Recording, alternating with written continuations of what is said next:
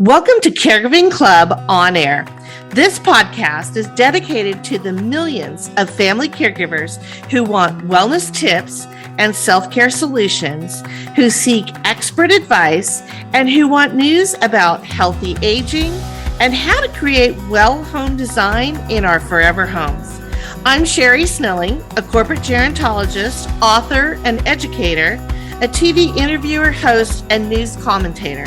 I'm joining you from Southern California, where our interviews and news take us all across the country to explore the many ways to help you on your caregiving journey and to lift you up here at Caregiving Club On Air. Welcome, everybody, to Caregiving Club On Air. I'm your host, Sherri Snelling, a corporate gerontologist, author, and founder CEO of the Caregiving Club.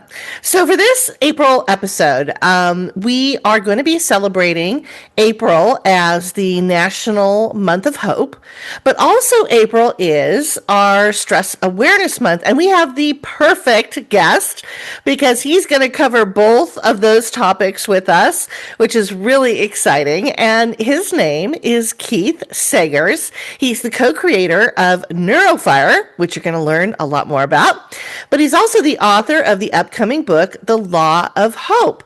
So this is going to be a really exciting interview. And I just want to give you a quick little bit more background on Keith before we go ahead and dive into the discussion with him. So Keith is, he lives in Australia. So he's our first Aussie guest, I told him when we did the interview. We interview a lot of people internationally, but he's our first from Australia, so that's exciting.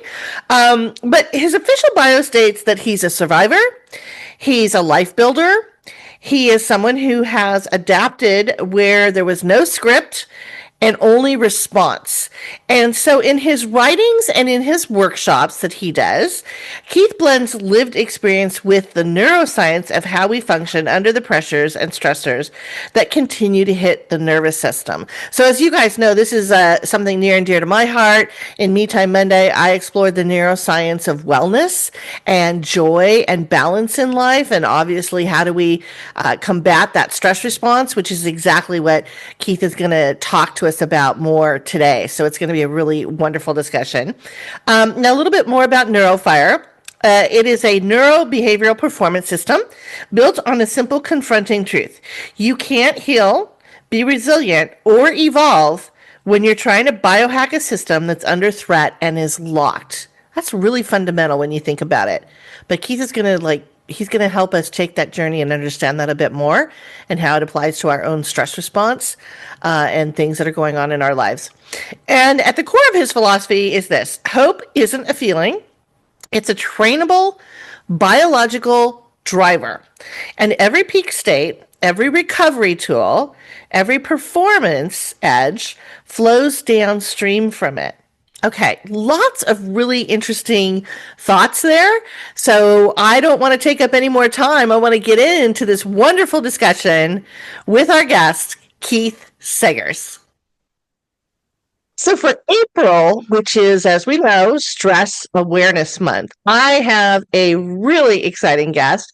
Actually, this is someone who I was introduced to by one of my very dearest friends, and she said, you absolutely have to talk to this person. He's just fascinating. He's doing all kinds of things that you always talk about. So I am thrilled to welcome Keith Saggers, who is a life performance coach and the creator of something called NeuroFire, which you're going to learn a lot more about, but it's a very, very unique system that is going to help, hopefully, many of us learn how to deal better with stress. He's also the author of a book called The Law of Hope, which we'll talk about. But Keith, welcome to Caregiving Club On Air.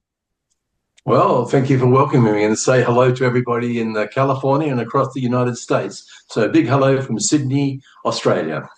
You're exactly, that's our first question. Where are we talking to you from? And as I mentioned, you're our first Aussie on our program, so we're very delighted to have you. But, you know, in our world today, Keith, and we talked a little bit about this, stress seems to be a constant, right? I mean, we know it's a survival mechanism of our biology, but it was created so that we could either fight or flight and then go into rest and digest. And the rest and digest piece seems to not be happening. We're just stuck in stress mode. But you've got some really unique ways that you have looked at this. And so give us kind of the background and explanation around how you came up with NeuroFire and how you are looking at how to really manage stress differently. Well, great question. Thank you so much, Sherri. I think the thing is that what we're doing, we're talking about stress. Stress is an outcome, and it's part of our biology to, as you just said, to self-preserve, self-protect, and make sure that we can continue as a species. So that's very important. And without stress, some things wouldn't happen. But what we're ultimately talking about when we talk about stress, we're talking about the nervous system. And when I talk to people about the nervous system, I say, does anyone know what the word autonomic nervous system means? And what does the word parasympathetic nervous system mean? Which really informs everything you're going to do about with stress and also excess tension. And I have to say, people's eyes go blank. They go, oh, what are you talking about, Keith? And I go, well, look, it's like this. Sometimes we get nervy, don't we? Yeah. And sometimes we get agitated, and sometimes we get a little bit, abrasive and uncertain and defensive because of that. Yeah. Well, your nervous system is taking control of you, and you're actually telling us by verbalizing that. So when we look at the biology of the human being, it's that is informing us through our autonomic nervous system to either go into, as you just said, fight or flight, which is excess stress, protection, excess tension, or trigger the parasympathetic nervous system, which most people don't know about. It's now becoming more and more aware, but the parasympathetic is the one that actually is to make you rest, reset, restore, and in the moment calm you down. And the quickest way to do that is nice slow breath in through the nose and a gentle one out through the mouth, a bit like blowing up a balloon in some ways. Well, it works a treat because I do a balloon exercise with people to get them to blow a balloon up like their kids back at the birthday party. And they instantly feel, once they've blown up the balloon, they feel very, very calm because I've triggered their parasympathetic nervous system. Now, there's a lot of detail in there. We could talk about the vagus nerve, but we won't. Let's just talk about stress and calm, which I think is what you're talking about. And ultimately what it is that if we get past the safety mechanism of survival, which is what stress is all about, and we really think about how do we regulate it, Sherri, how do we regulate it? Well, like I just said, you can do it as a simple breathing technique, and we'll talk about those things a little bit later on. But I'm all about how do you condition yourself in trainable, stressful situations so that you can start to trigger, during a stressful time, start to trigger your mechanism, and then it becomes your safety toolkit. Yeah, and I'll have to say, I dated a guy many, many years ago when he was into martial arts called Aikido. And if I remember correctly, it was very interesting because it was all about how you used your opponent's momentum towards you or their force towards you, and you used that as your strength. You learned how to, you're not punching and kicking and, doing that, but you're learning to move them over here or roll them over, whatever it is. And I kind of had this little flashback as I was reading some of your materials and looking at some of the things you've done, because you are doing that. You're teaching us to take that stress and not necessarily react to it, but manage it. So if I'm right with that analogy, but explain a little bit more of how you really get people to think about stress, not as a reactionary thing, but as something that, we're managing. Look, you've just said something very intriguing, and I'll pick up on it. You're absolutely right about the martial arts. I started off in Aikido, and I love it because it's very balletic. It's beautiful. It's flowing. It is. Yeah. It's just beautiful. And it's not like karate and all the others, which is blunt force trauma. Aikido is basically just go with the flow. Then deepen that a little bit more, I actually end up getting involved in a Russian martial art called Sistema. And ultimately, it's a health system. It's breathing, relaxation, posture, and movement. And then how do you put all those together in terms of your capability to be able to face a conflict situation, whether it be a physical altercation, a verbal altercation, which seems to be more and more prevalent, people losing their tempers a lot easier. It's how to train yourself within that by regulating yourself through your breathing, which we're not conscious of. We just breathe from our chest. We should be breathing from our belly. Our posture, relaxation. For example, people say, they talk about stress and tension. It's not tension is not the problem. Excess tension is. And you know it yourself. People don't regulate and audit themselves, go, oh my God, I'm clenching my jaw, I'm clenching my shoulders, or I've just smashed my hand on the table. That's excess tension. And that's the one we're looking at, because that's the one that really fuels stress beautifully. And if we don't learn to guide that and control that, that nervous system that's doing it is in control of us. Yeah, and you mentioned the clenched jaw. I also do educational workshops. We talked a little bit about that, mostly with family caregivers who are experiencing an overload of responsibility, and so the stress levels are, heightened. But stress is really invisible. And there's one I do, the typical shoulder drop. Can you drop your shoulders just even a quarter of an inch? I also do one about having your tongue pressed against the roof of your mouth, and at least half the room will raise their hands and say, yeah, I'm doing that. And that's a good sign that your stress is invisible, but it's there constantly. So how do we kind of deal with that? What is that? Anticipatory stress? Or are we just stuck in fight or flight mode and we can't get out? How do we deal with this? Well, what you've hinted at there is basically we've built up a habit of stress. It's like James Clear with his, great book about habit forming and doing this. We forget the fact that there's a neuroscience behind this now. I mean, we can go back through philosophy and we can go back through to the Indian mystics and so forth, but ultimately we have built up patterns of behavior guided from the biology out of our brain, which has been attracted to stress and has enforced stress into our brain, so that we're on what I call, we're hijacked by our brain to be in stress. And, what you're actually really getting to there, Sherri, is if we don't train ourselves, and if we don't train ourselves to take control of our biology, which is the parasympathetic nervous system, we will always default and be hijacked by stress. People don't realize that. We are hijacked by stress, but we created it. Now, the biology created it originally as a primal protection, safety, look after yourself, but we've actually turned it in the modern world into everything is stressful. Getting to the house on time, getting back to work on time, picking kids up from school on time. And when you're in the caregiving thing, you have this ultra extra sense of pressure because you've got lives at your fingertips that you're taking care of. You're caring for people. And when you care for people, and, I find caregivers extremely empathetic, good human beings, they actually can load in unwittingly that stress that's been built up as almost a default mechanism of a neurobehavioral syndrome. And when they find, I'm overwhelmed, this is too much, I didn't sleep enough, and then of course it really becomes a collapse of the actual calmness that you require. So it's trainable, it's a skill, and stress is just something that's become overly, well, let's just put it this way. We talk so much about stress, we're stressed out.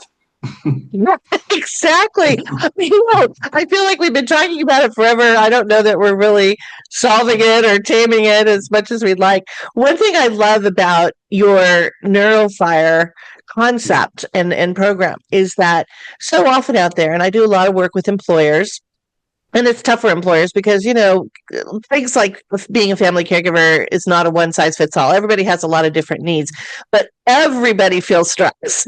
So that's the universal kind of thing going on. But, it's more prescriptive. It's like, oh, well, listen to this app on, nature noise, or, do a meditation that will guide you through or whatever, which is all wonderful. But again, it's kind of like, wait until the stress happens and then we'll try to help you get through it. And you're more about that prevention and being able to identify it quicker, manage it quicker. Maybe you become better at knowing, okay, I just had a conversation with my mom and it's just completely unglued me, or, I've got to go to work and I've got to deal with a boss that's maybe a little bit tough and he's been on my back. I'm probably describing what a lot of people go through on a daily basis, but tell us a little bit more about what are the building blocks that you're giving people to not just wait until you're so stressed out and then do something about it, but do it before. Yeah, well, look, absolutely. A very quick analogy to look at it this way. Say you want to become a tennis player, or you want to become a great swimmer, or you want to learn how to play some sort of a sport or a discipline. Do you rush out on the centre court and start trying to play championship tennis at like Wimbledon level? Or do you go and buy a tennis racket, tennis shoes, and go and take lessons? So it's all about preparation, isn't it? Preparation and practice with persistence. There's the 3 Ps. You do that. We do that when we play sport. We do that when we learn to ride a bike. We learn to do that when we have to drive a vehicle. But we don't use that in relationships. We think everything is like ready-made, snap of the fingers and it's there. So we go into everything underprepared, Sherri. And if we go into everything underprepared, we've got the skills, we've got the cognitive function going, we've got the knowledge base, like if you're a nurse, you've got, what to do. But have you also spent the same amount of time, it's going to have to be your own personal time, to train your brain? Train the brain. And, people talk about it. And the easiest way to train the brain is to train the body first, because the body tells the brain, because the subconscious doesn't know right from wrong. So what happens is if our body is training, like you go into, I have certain training techniques where I put you in a stressful situation and you have to learn how to cope. For example, I remember I did one of my first classes in Systema. They get you to stand up against a wall. And I'm standing up against the wall. Then there's 3 guys are going to come towards you, and they're going to keep coming towards you. And so already I started to stress out just listening to the instructions. Yeah, I'm stressed listening to you, exactly. And they got closer and closer. And then eventually they lean on you. And they lean right on. Their body weight is on you. Like these are gentlemen about 6 foot tall, about 180 pounds. So it's a very catastrophic thinking situation. And then the clue to getting out of it was, why am I so extra tensed up? I've clenched all my muscles. I've gone into panic mode. And here was the clue. Here's the one instruction was, just imagine you're an absolutely deflated balloon and now just let yourself fall to the ground. Well, my body became like an empty balloon. I just slipped out of it and I got away from them automatically. So how simple is that for a piece of training? Yeah. But if you don't train in stressful situations, it's artificial. Like meditation's good, mindfulness is good, but if you don't train, like why do the US Marines, Special Forces, they train in stress? Because if you learn how to cope, become calm inside stress, in real stress, when it happens, they are the calmest people on the planet. Yeah, one of the things I loved is you had written a LinkedIn article and you said that ability to really manage stress, bring it to, stabilize it.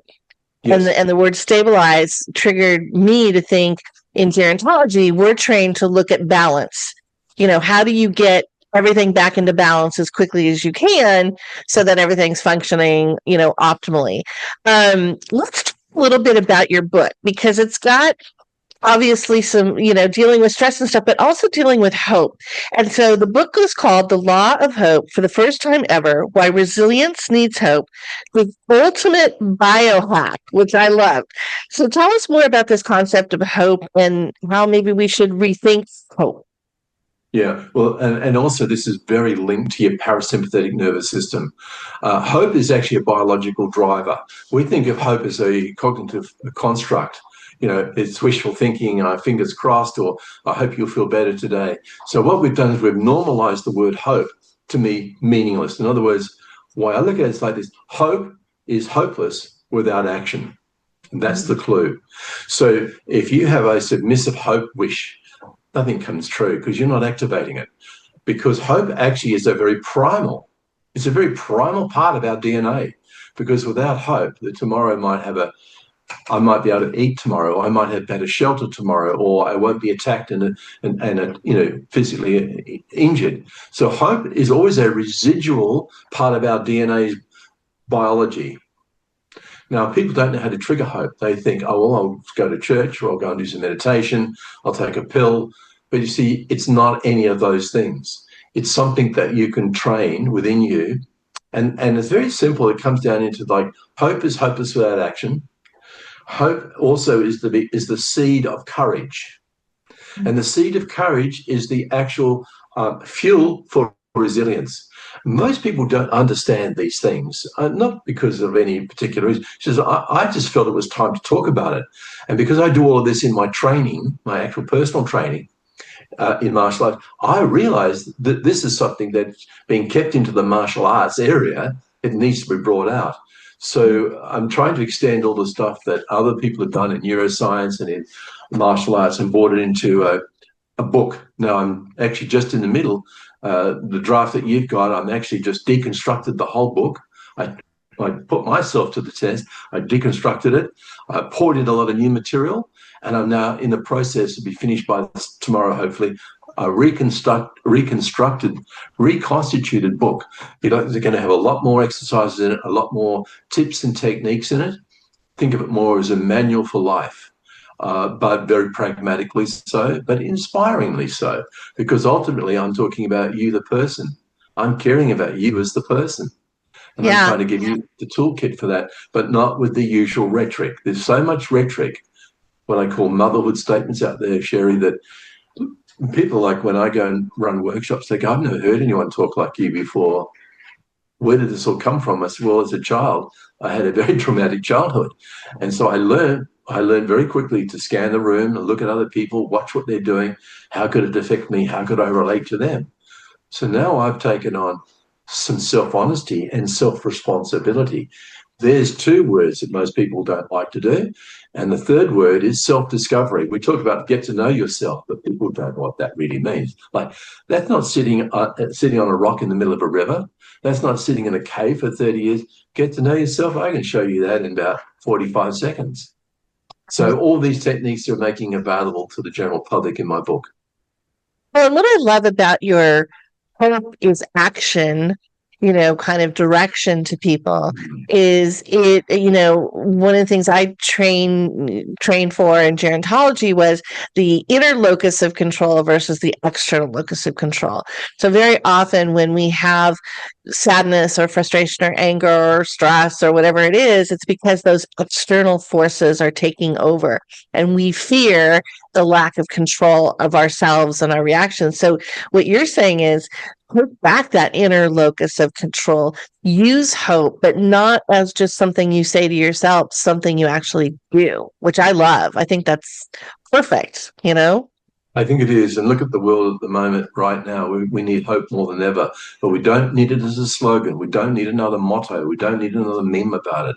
We just need to really take the self-responsibility to say hope is hopeless without action. Yeah, I love that. I'm just looking at my notes because I had so much. There was a chapter that I really wanted you to touch upon, and this is a very personal podcast for me because everything that I read about you and your book and everything really, really kind of touched what I've been through as a gerontologist and a person and all that. But you had a chapter that I was fascinated by. It was called Neuroscience versus Niceness. And in gerontology, one of my areas of focus was positivity psychology.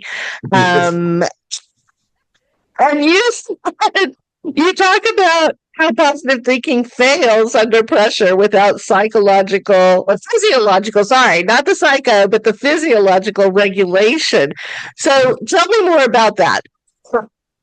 Yeah, well, I mean, the thing is that I studied positive psychology myself. I did a minor in psychology, and I loved it, and I liked all the stuff that Seligman came out with, and the happiness idea, and Harvard University with positive psychology was really a pioneer of it. I love all the thing with human potential movement and all these things, but ultimately, as I've just tried to break it down, all those things are cognitive constructs, like cognitive behavioral therapy, which draws a lot on positive psychology. They're all good, but it's all in here, always in here. It's got to be in here. It's got to be in here. And it's like people say, if I can feel it and I've experienced it, then I believe it. Yeah, but then why are you listening to your thoughts all the time then? Right. Yeah. Yeah. So I give you an experience of neuroscience like I did, like to blow up the balloon. Just the sheer act of blowing a balloon up, you automatically, without real unconscious, you draw a lot of air into your lungs. That's what making a balloon is about. And you push it out through, you exhale it into the balloon and it blows up. So you've actually set up the trigger for your parasympathetic nervous system to go into the neuroscience of your biology. And so positive thinking, I could calm someone down by just blowing up a balloon, and someone with doing, niceness and positive psychology will come into therapy and I'll spend a couple of years with you. I'm exaggerating, but Right. So it's time to be pragmatic, but to be full of humanity. We're missing humanity out of hope now. So we've got to bring our humanity into everything we do, tie it into hope as an actionable thing, not as another rhetoric. And also, ultimately, all of that really, Sherri, comes down to self-honesty and take the self-responsibility so that you regulate yourself to be a calm person so that you can be calm. External factors don't matter anymore. I was going to be calm whether it's a lovely parade I'm watching or whether I'm actually in a war zone. I'm still going to be calm. Why should my external world affect my internal world? But if I haven't trained that internal world, guess what? Bang, bang, bang, bang. Yeah. Well, and you're really making me kind of think a little bit more about, so again, going back to my gerontology training, we look at what we call the biopsychosocial model. Those are the three elements of balance and homeostasis in life and what's supposed to make you healthier, happier, live longer.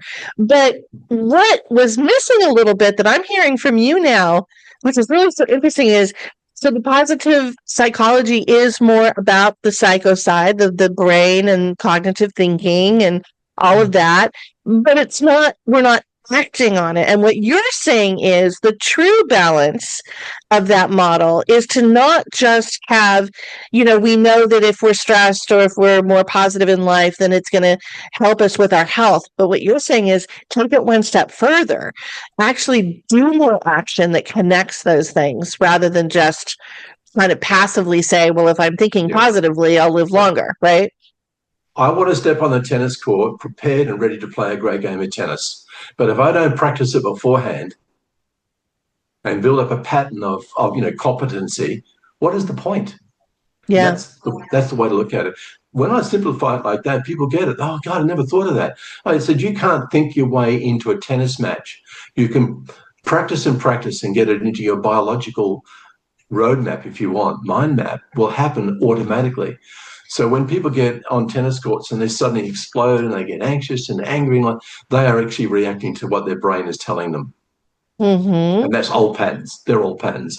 People started off doing that was like Roger Federer used to be terrible when he was 18. By the time he got to about 24, 25, he was the coolest, calmest, sweet on the tennis court because he realized if he could regulate himself to be calm, his great talents would flow. Talent only flows in calmness. Yeah, I love your tennis analogy. Back, I guess it was the 80s. I was totally in love with Bjorn Borg.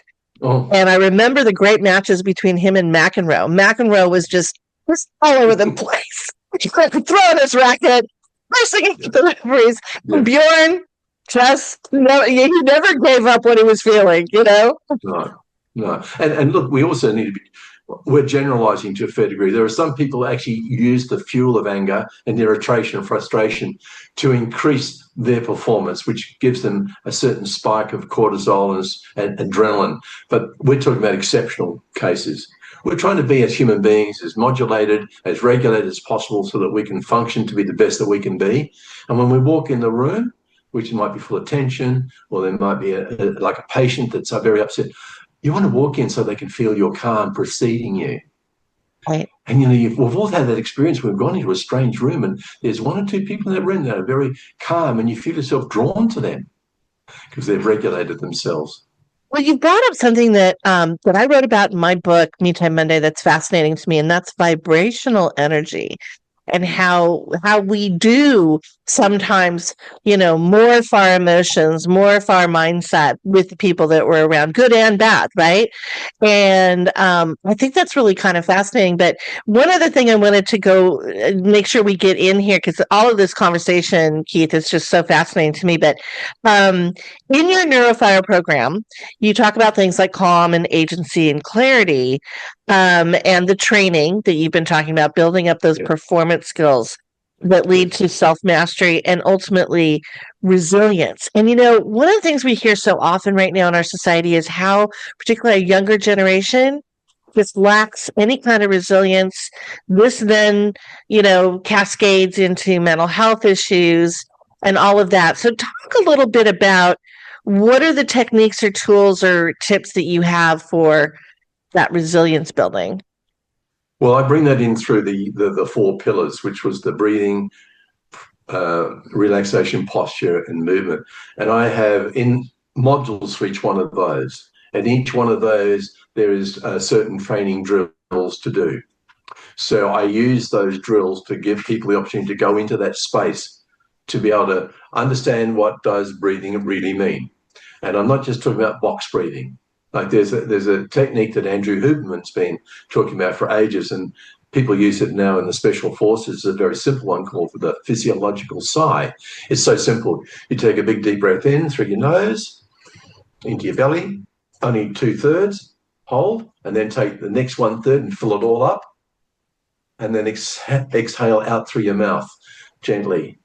And that just, you can do it once and you'll automatically regulate yourself. So that comes into my training. I use that techniques in my training so that I put people in even just as simple as this. You say to somebody, if you're capable, how many push-ups could you do? Okay, I can do 5. All right, give me 5 then. Okay, now give me 6. One more, do 7. I can't, yeah, do 8. And they do it. So what it is that people have built their own limiter. They've built a limiter on themselves. That's their brain's done that. Their body doesn't know that. The body says, hey, I can do 2 more. Somebody tell me to do it. So what we're talking about now is really deep stuff now. We're going into really the altered state of consciousness. You touched upon vibration. There's a lot of that in there as well, as we know. The heart has a certain vibratory frequencies. We understand it. It goes right out. People don't understand it, but it happens. Horses can sense your own heartbeat from about 2 meters away. So all of that, I bring it in. And here's the final point. Mind and body have been very, very well explored and very well discussed. And a lot of therapy is based in the mind and the body. But the third triad of that is spirit. And I don't mean in a spiritual sense. I mean spirit as in the life force, the Olympic spirit, the have a go. Draw on something within you that says, I'm not going to give up. I'm going to go forward. That triggers hope. So when I put the 3 together in my training, which I do, I get people in all the training, they've got to call upon their mind, their body, and their spirit as a unified force. That triggers hope and that triggers regulation. There you go. I love it. Well, we're talking so much about your training and your workshops and things that you do. Tell us a little bit about how people who are listening to this podcast and are interested in tapping into your trainings. Do you do them for individuals? Do you do them for groups? How does that work? Well, actually, I do a lot of one-on-one, and I do group training, and I do corporate sessions as well. And at the moment, I'm planning to come to Los Angeles, hopefully in the next couple of weeks, as I catch up with, and I'd love to catch up with you, Sherri, please. I was going to say, we've got to make a plan to get together. We've got to have an afternoon together, seriously. And I don't want that to be just a statement. I want to see you at least for half a day. So let's put that aside. So within the next 2 to 3 weeks after Easter, just don't make me do push-ups. I'm just kidding. Well, who knows? Yeah, exactly. Oh, maybe you will. Yeah. I'll leave you in anticipation. But I will be coming over to catch up with you, and also with Molly and my other friends, Richard and Anita, and lots of others. But that's the precursor to a promotional idea to be there to promote a half-day workshop we're going to do. And part of my workshops, I'm very much in animal advocacy.